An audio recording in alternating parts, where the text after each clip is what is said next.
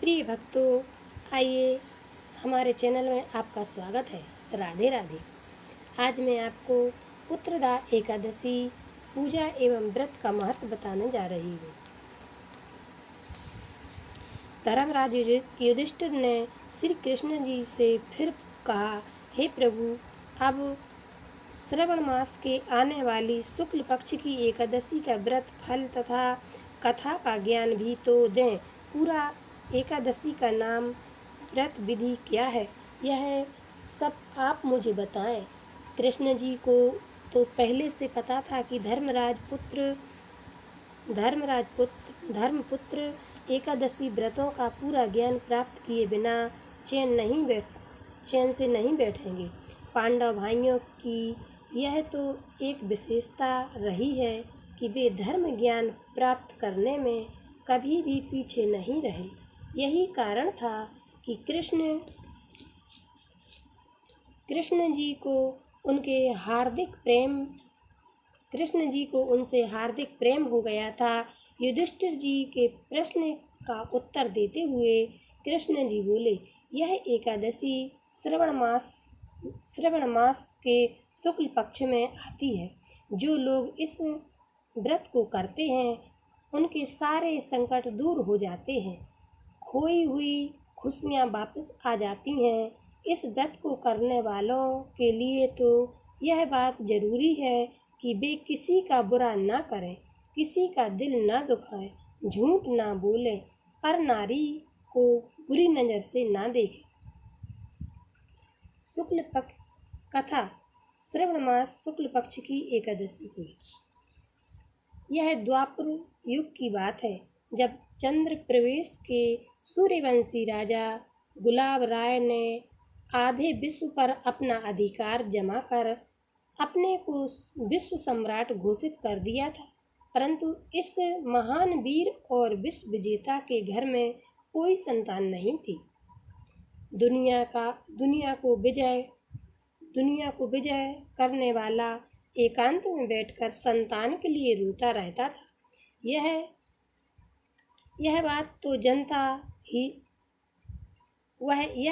तो जानता ही था कि पुत्र के बिना कहीं गति नहीं है, परंतु दुनिया को जीतने वाला यहीं पर आकर हार जाता।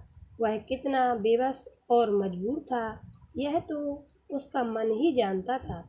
जैसे जैसे राजा की आयु बढ़ती जा रही थी, ठीक वैसे ही उसकी संतान वाली चिंता बढ़ रही थी।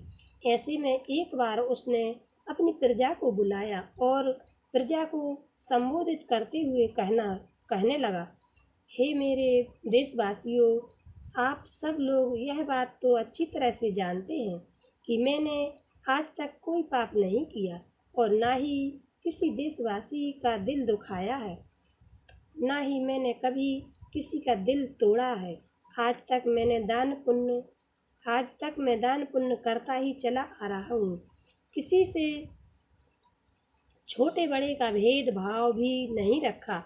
अब आप ही बताएं कि मेरे जैसे आदमी को प्रभु ने संतान ना देकर कितना बड़ा अन्याय किया है। प्रभु अपने भक्तों को ही इस प्रकार के कष्ट क्यों देते हैं। राजा के इस हार्दिक दुख को जानकर प्रजा के साथ साथ दरबार के सारे मंत्रीगण चिंतित हुए थे,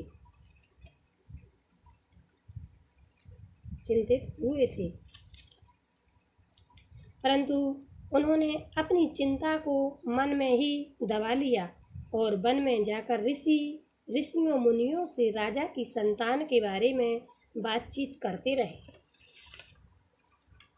महर्षि लोमस जी के आश्रम में पहुंचकर इन लोगों ने अपने राजा का दुख बताया तो लोमस जी ने उनसे कहा, आपके राजा का दुख कोई साधारण तो है नहीं। संतान की प्राप्ति बिना भाग्य के नहीं होती, परंतु फिर भी आपका राजा बड़ा धर्मी है, इसलिए हमें आशा है कि राजा की इच्छा अवश्य पूर्ण होगी। यह कहते हुए मुनि जी ने अपनी आंखें बंद करके राजा के पिछले जन्मों का लेखा जोखा इकट्ठा किया। उन्होंने अपनी आंखें बंद कर ली थी। थोड़ी देर के पश्चात लोमस मुनि ने अपनी आंखें खोलते हुए उन सब मंत्रीगणों की ओर देखकर कहा, देखो, पिछले जन्म में आपका राजा बहुत ही गरीब था। गरीब के साथ साथ यह दुनिया भर के बुरे कर्म भी किया करता था। एक दिन ज्येष्ठ मास की शुक्ल पक्ष के द्वादशी के दिन यह 2 दिन का भूखा था, तो दोपहर के समय एक तालाब पर पानी पीने गया। उसी समय की ब्याही गऊ भी पानी पी रही थी। राजा ने उस प्यासी को हटा दिया और स्वयं वहीं पर पानी पीने लगा। बस उसी पाप के कारण इस राजा को आज यह दुख भोगना पड़ रहा है। तब राजा के मंत्री लोग बोले, हे महर्षि, सुना यह भी गया है कि दान पुण्य करने से इंसान पाप मुक्त हो जाता है। क्या ऐसा संभव है? तो फिर आप हमें क्यों नहीं बताते? यदि आपका राजा श्रवण मास शुक्ल पक्ष की पुत्रदा एकादशी का व्रत सच्चे मन से विधि पूर्वक करके प्रभु नारायण की उपासना करके अपने पिछले जन्म की भूल के लिए क्षमा मांगकर 100 गौओं को चारा खिलाकर पानी पिलाए तो राजा के घर में संतान होने की संभावना हो सकती है। कुछ समय पश्चात जब श्रवण मास की पुत्रदा एकादशी आ गई तो लोमस मुनि की आज्ञा अनुसार राजा पुरोहित ने पूर्ण विधि से इस व्रत को रखवाया। उस दिन भगवान विष्णु का पूजन सारे शहर की गौओं को चारा खिलाकर पानी पिलाया गया। राजा का पिछले जन्म का पाप इस जन्म के पाप से पुण्य से नष्ट हो गया। उस एकादशी के ठीक 9 मास के पश्चात राजा के घर में एक पुत्र ने जन्म लिया। उसे अपने पिछले जन्म के पाप का पता लग गया था। इस जन्म में उसने जगह जगह पर गौशालाएं बनवाकर हर गौ की वहां पर खाने पीने का प्रबंध किया गया। राजा हर मास आने वाली एकादशी का व्रत करता और अधिक से अधिक व्रत पुण्य करता। हर राहगीर के लिए पीने के पानी का प्रबंध किया करता। बोलो पुत्रदा एकादशी महारानी की जय।